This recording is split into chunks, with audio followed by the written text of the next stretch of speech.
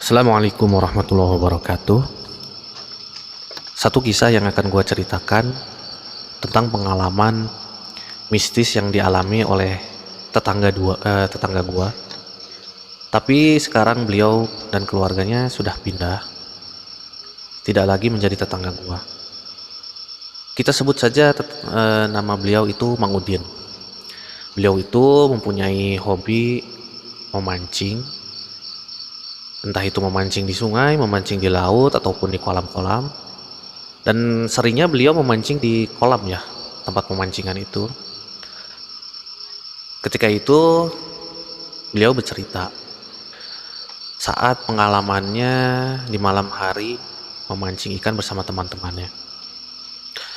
Nah, kolam itu bukan milik Mang Udin, apalagi teman-temannya yang lain. Mereka hanya gemar memancing tapi tidak mempunyai kolam, dan akhirnya hanya bisa menyewa dan membeli ikan yang ada di dalam kolam.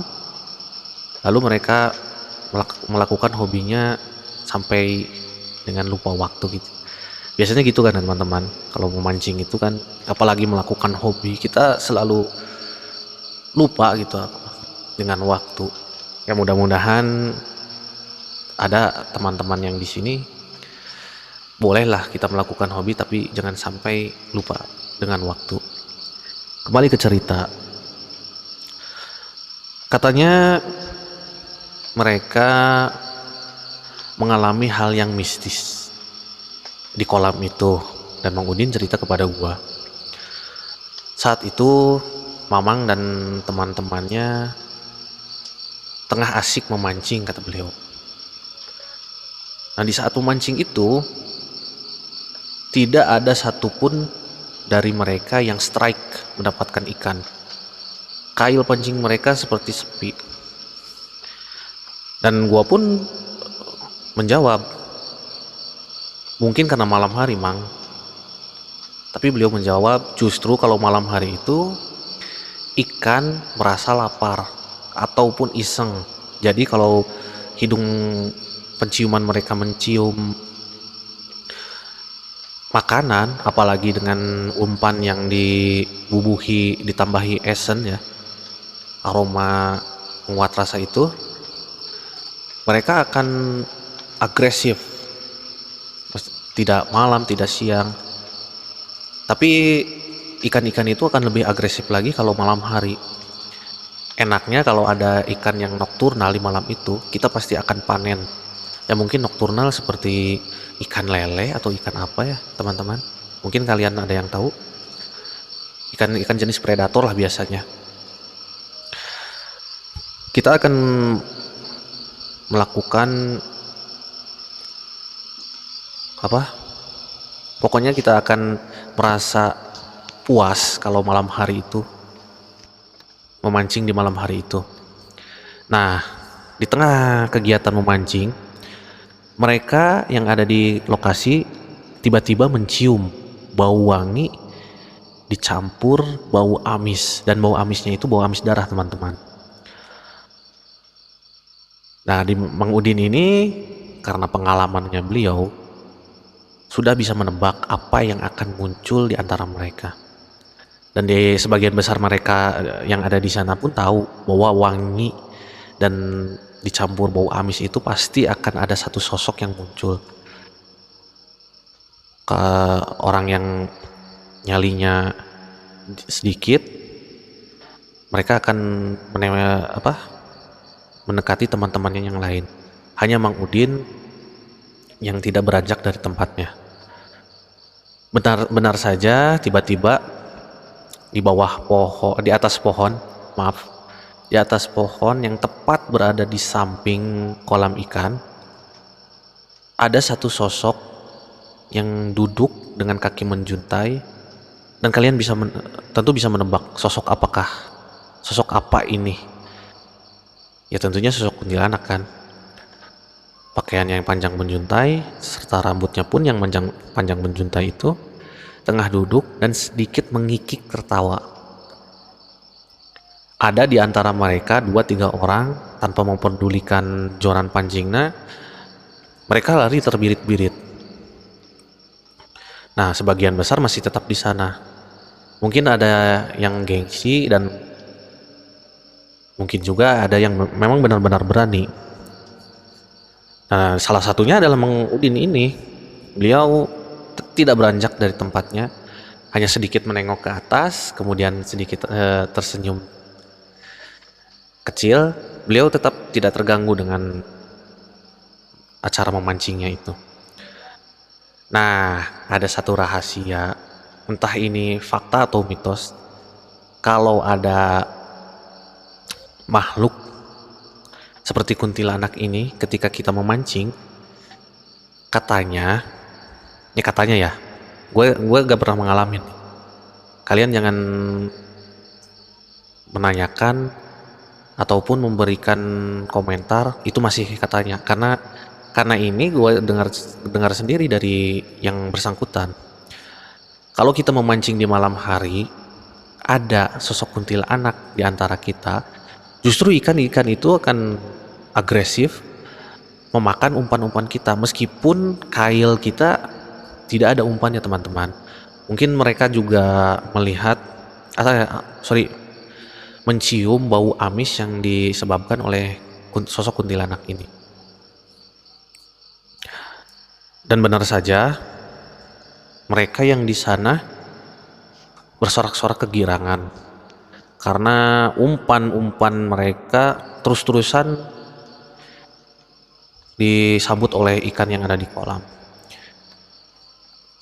Acara itu bercampur antara takut dengan senang. Tapi untungnya sosok kuntilanak itu hanya duduk di atas, tidak melakukan apa-apa, tidak menjahili mereka, sampai acara memancing itu selesai. Kata Mang Udin, masih banyak ikan yang ada di kolam. Ya, berhubung malam sudah semakin larut, sekitar pukul 00, mereka pun membubarkan diri. Dan di antara mereka ada yang membawakan joran pancing yang teman mereka yang kabur tadi, teman-teman. Nah, Mang Udin ini kebetulan tidak tinggal lagi di kampung itu. Beliau dulu pernah tinggal di situ, mengontrak di salah satu rumahnya. Berhubung waktu kontrakannya udah habis dan si pemilik tidak mau lagi memperpanjang, Mang Udin itu mengontrak di kampung lain, yaitu di kampung gua. Tidak terlalu jauh, hanya berbeda 2 RW, teman-teman. Mang Udin berjalan ke rumahnya sendirian, tidak ada teman. Beliau pun tidak membawa sepeda motor. Nah, yang uniknya dari Mang Udin ini, beliau tidak pernah mengambil jalan yang umum dilalui, teman-teman, oleh orang-orang. Tidak mengambil jalan kampung, tapi beliau mengambil jalan pintas, ya, yang itu jalannya melewati perkuburan masyarakat. Gua gak mengerti nyali dari Mang Udin ini, apa emang tidak punya lagi rasa takut atau rasa apa, gue ngerti. Pokoknya gue salut sama tetangga gue yang satu ini. Ketika sampai di depan rumahnya dan tahu istrinya pasti sudah tidur dari sore tadi ya, Mang Udin mengetok-ngetok pintu. Nah, cerita beliau, rumahnya itu tidak mempunyai kunci, jadi hanya bisa diselot dari dalam. Jadinya Mang Udin pas pulang malam-malam itu hanya bisa mengetok-ngetok pintu rumahnya. Dan tidak lama istrinya pun terbangun, kemudian berjalan untuk membukakan pintu, dan pasti itu suaminya. Nah, di sini ceritanya. Pas istrinya itu membukakan pintu, beliau terkaget-kaget Karena yang mengetok-ngetok pintu itu dalam penglihatannya adalah sosok kuntilanak yang sangat menyeramkan, teman-teman. Ya, sebut saja istrinya ini Mbak Rina. Si Mbak Rina ini kemudian berteriak sambil membanting pintu, kemudian menguncikan lagi slot kunci pintunya. Mbak Rina lari kembali ke dalam kamar, meringkupi dirinya dengan selimut, sambil badan bergetaran, menahan rasa takut. Tak lama kemudian pintu kembali diketuk, terdengar ketukan lagi di pintu. Mohon maaf ya teman-teman kalau cerita gua terlalu berlepotan, mohon maaf banget. Karena gua tidak memakai skrip nih, hanya berdasarkan cerita yang gua dengar saat itu. Kemudian gua menguras pikiran, menceritakan kembali di video ini. Pintu kemudian diketuk lagi. Nah, kali ini suara Mang Udin ini terdengar oleh suaminya. Bu, bukain pintu, Bu. Ini Bapak, kata Mang Udin. Kemudian Mbak Rina masih dengan ragu-ragu kembali berjalan ke ruang depan untuk membukakan pintu. Kali ini Mbak Rina mengintip dulu dari balik gorden, dan benar, kali ini yang ada di depan pintu adalah suaminya. Pelan-pelan Mbak Rina kembali membuka pintunya. Mang Udin pun langsung bertanya, kenapa ibu membanting pintu tadi? Bapak udah mau masuk, ibu malah membanting pintu. Lah Bapak, emang tadi Bapak?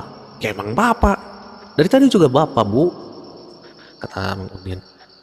Bukan ah, tadi yang ibu lihat di depan pintu itu bukan Bapak, tapi sosok kuntilanak, Pak. Makanya ibu tadi membanting pintu kemudian masuk lagi ke dalam kamar. Mang Udin tidak banyak bertanya, tapi dalam kepalanya itu berpikir, oh, jadi dia mengikuti aku. Tidak jahil memang di lokasi pemancingan, tapi kenapa malah mengikuti Mang Udin gitu? Apa karena ikan yang beliau bawa terlalu banyak? Jadi si makhluk ini tertarik dengan bau amis dari ikan-ikan itu. Dan kembali ke mereka, si Mbak Rina pun, udah Bapak langsung saja ke kamar mandi dulu Pak. Siapa tahu makhluk itu masih nempel, entah apa maksudnya, mungkin kepercayaan dari mereka. Kalau dengan cara mandi, membersihkan diri, segala makhluk-makhluk yang mengikuti akan pergi. Dan gue tidak tahu, ini tidak bisa dijadikan referensi. Mang Udin pun menuruti kata istrinya sambil menaruh ikan di satu tempat penampungan. Setelah membersihkan diri, Mang Udin kembali bertanya kepada istrinya, kenapa ibu? Beneran ibu tadi melihat kuntilanak? Beneran Pak, makhluk itu rambutnya panjang dan mukanya itu loh Pak, gak banget, kata Mbak Rina. Gak banget gimana Bu? Iya gak banget, mukanya rusak, berdarah-darah Pak, darahnya itu masih mengalir. Dan itu Pak, baunya ampun ibu sampai mual. Padahal itu tadi Bapak loh, kata Mang Udin. Iya tahu, tapi mungkin ibu melihat sosok yang mengikuti Bapak, dan sosok itu mempengaruhi kinerja otak ibu Pak. Jadi mata ibu tertipu oleh sisi sosok itu. Betul juga sih Bu, tadi memang Bapak salah tidak berdoa ya. Jadi makhluk itu mengikuti Bapak dan bisa menutup wujud Bapak saat ibu melihat Bapak. Ya Bapak memang salah, Bapak tidak berdoa. Maaf ya Bu, sudah membuat ibu takut. Ya udah gak apa-apa Pak, kata Mbak Rina.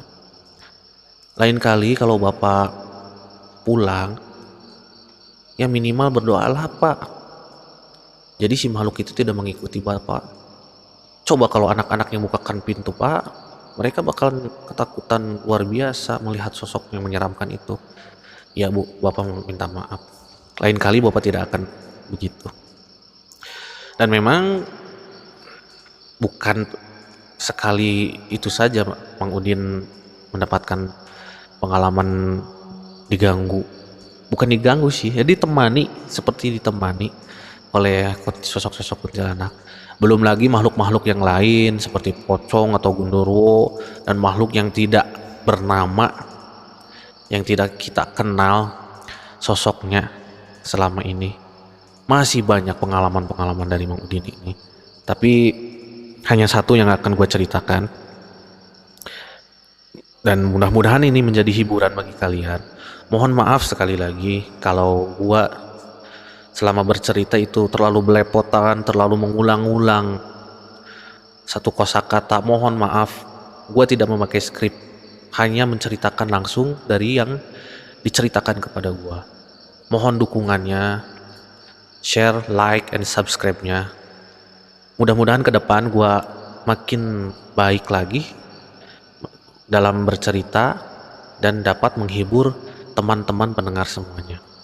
Terima kasih. Wassalamualaikum warahmatullahi wabarakatuh.